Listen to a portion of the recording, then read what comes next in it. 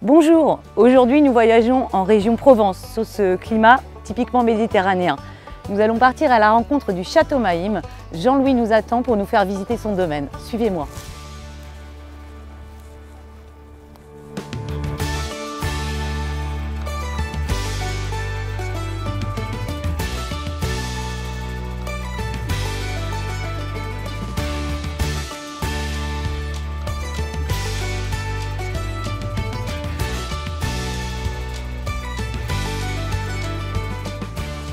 Bonjour Jean-Louis. Bonjour Brigitte. Comment vas-tu? Très bien, merci. Bienvenue au Château Mahim. Merci de m'accueillir. Mais je t'en prie, c'est avec plaisir. Regarde, tu vois, tu as le domaine, les vignes, la maison, la cave. Et si tu veux, je t'emmène visiter tout ça. Eh ben, c'est avec plaisir, je te suis. Avec plaisir, on y va.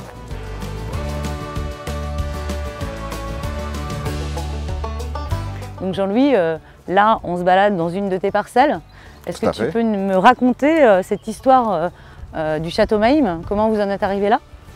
C'est une histoire qui a commencé en 1996. En fait, on a racheté ce domaine. On a tout arraché, replanté. Aujourd'hui, c'est un domaine qui fait 40 hectares. On est essentiellement sur 3 couleurs, mais principalement 85% de rosé. Là, tu es sur une parcelle de Grenache. Ah bah, la Grenache, c'est justement ce que j'ai dans la canette, Côte de Provence. Tout à fait, et ça vient exactement de cette parcelle-là. D'accord, eh ben, très bien.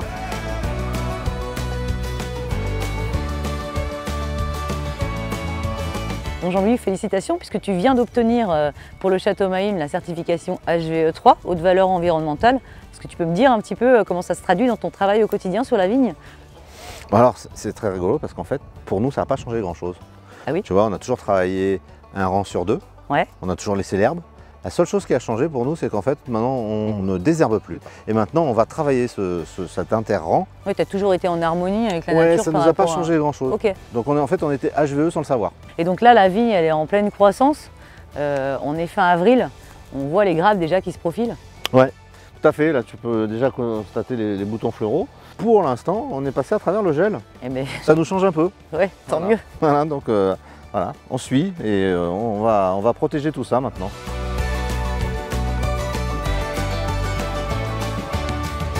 Donc au sein du domaine, au Château Mahim, vous faites de l'œnotourisme et de l'événementiel. Raconte-moi ce que tu proposes. Oui, on propose classiquement la visite des caves, la dégustation, la vente au caveau. D'accord. Et puis ici, on a aussi la particularité d'avoir une salle de réception où on essaye de créer de l'événement et de la joie surtout, puisqu'on participe à l'élaboration et à la festivité des mariages. Ah oui, donc là, ils ont un cadre idyllique pour sceller leur union, quoi. On ne peut pas rêver mieux.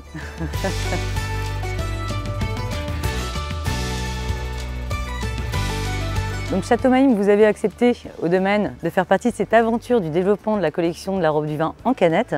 Explique-moi un peu les motivations qui t'ont...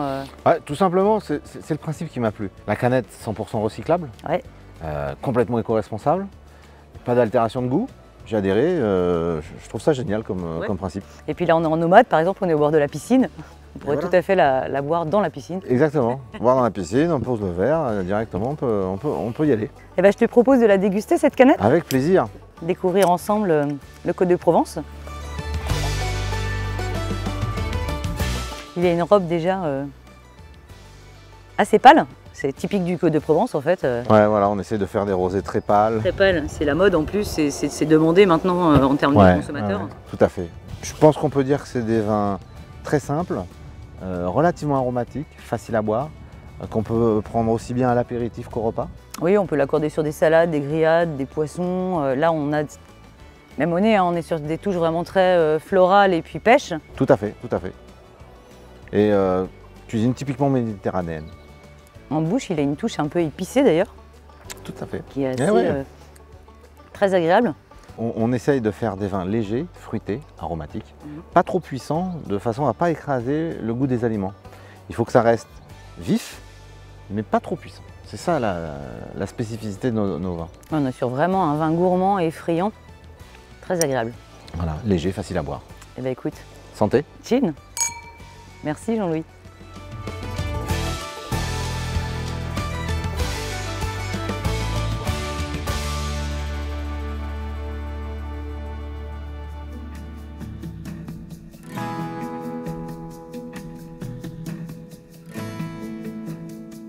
Donc j'ai rejoint le chef pour notre recette. Donc bonjour Safak. Bonjour Brigitte. On voyage aujourd'hui dans le sud de la France puisqu'on est en Provence. Je te fais donc découvrir le Côte de Provence de Maïm. Qu'est-ce que tu vas nous préparer avec ce vin? Alors moi avec ce rosé, j'aimerais bien voyager en Méditerranée. Et donc pour ça, rien de mieux qu'un beau rouget barbet. À côté, quelques champignons, donc des shiitake, un poivron et des patates douces. Parfait, allons-y. Allons-y.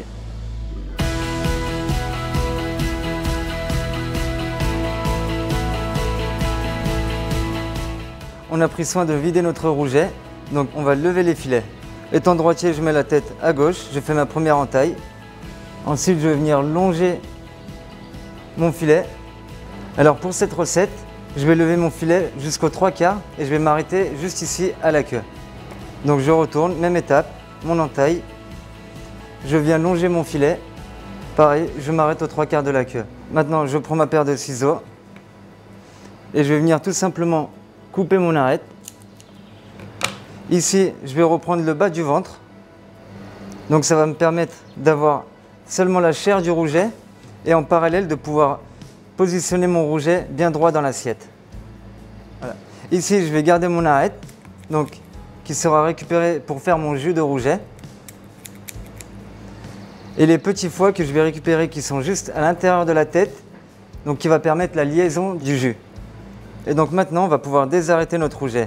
Donc pour ça, un petit bac avec de l'eau, la pince à désarrêter. C'est une grosse pince épilée pour poisson, quoi. C'est ça.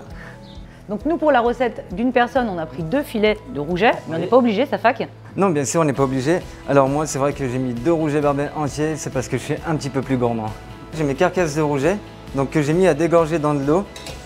Alors c'est important, c'est vraiment pour enlever le sang du rouget. Je vais pouvoir lancer mon jus en premier. Je vais venir saisir mes arêtes de rouget.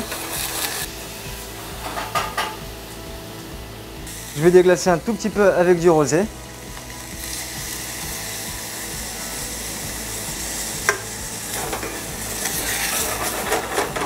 Et donc là, ça va être très rapide. Je fais une toute petite réduction afin d'enlever l'acidité de l'alcool. Donc on fait réduire aux 3/4 pour l'alcool. Maintenant, je vais pouvoir ajouter de la tomate mondée. On peut très bien ajouter du concentré de tomate. Et je vais laisser cuire ma tomate. Donc maintenant que ma tomate est cuite, je vais pouvoir verser ma crème liquide. Donc on peut très bien faire temps pour temps de lait et de crème. Et donc là, on va attendre juste une petite ébullition et puis on va remettre le feu doux pour que ça réduise tranquillement. Donc là, on a notre belle émulsion. Je vais pouvoir ajouter mes poivrons, couper grossièrement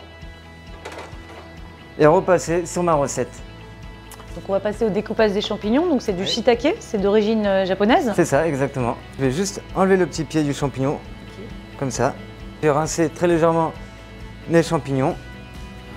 Ils sont prêts à être poêlés. Donc là, je vais venir ciseler mon échalote. Ici, j'ai la quantité dont j'ai besoin. Et pour le persil plat, on va l'émincer très finement. On va pouvoir réserver ça au frais.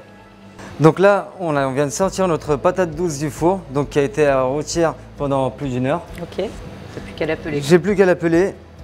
Et là, on reconnaît qu'elle a bien été cuite, bien rôtie, puisque la peau s'enlève toute seule. C'est parti, on va la mixer. Donc là, maintenant que j'ai mixé ma purée de patates douces, je vais venir la débarrasser dans ma casserole. Et donc, comme on peut le voir, elle a une belle couleur orange. Je vais récupérer mon jus donc, avec les arêtes de la dorade, que j'ai bien fait réduire jusqu'à avoir une consistance ni trop liquide, ni trop épaisse. Je vais la passer une première fois dans une passoire. Voilà. Maintenant, je vais la passer une deuxième fois, cette fois-ci dans un chinois étamine. Pour enlever tout ce qui est solide. Pour enlever, c'est ça, tous les petits solides, on va les enlever. Et donc nous, on conserve la meilleure partie du jus. Alors maintenant, on va se retrouver pour la dernière étape de la recette. Donc après avoir mixé notre purée de patates douces, garder notre parure de rouget barbet pour confectionner un joli jus de rouget barbet, on va pouvoir passer au poêlage des champignons et du rouget barbet. J'ai ma poêle bien chaude, toujours important pour saisir des champignons. Un petit peu d'huile de cuisson. Et là, je vais venir saisir mes champignons. Toujours un petit peu de sel, un petit peu de poivre. Donc là, on a nos champignons qui ont bien été saisis. Je vais venir ajouter l'échalote. Et là, je termine avec mon persil plat.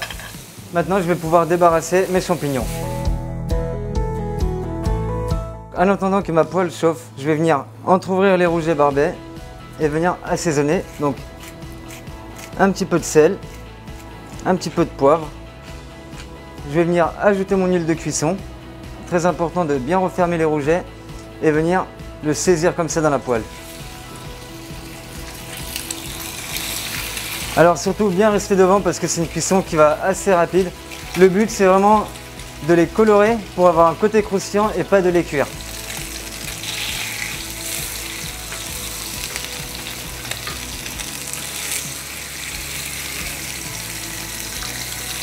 Je vais pouvoir mettre mon rouget barbet au four à rôtir. Donc pendant la cuisson du rouget barbet, on en a profité pour unir tous nos ingrédients qu'on a besoin pour la recette du dressage. Je sors mon rouget barbet, mon minuteur vient de sonner. Hop. Donc je vais venir étaler mes champignons comme ceci. Tu fais un lit de champignons quoi. Un petit lit. Je vais venir faire une petite quenelle de purée de patates douces. Je vais venir disposer mes rougets barbets. Debout. Debout. Alors encore une fois, bien sûr qu'un seul rouget suffit pour la recette. Donc on a terminé la recette, donc j'ai vu Safak que tu avais amené ta réduction de jus.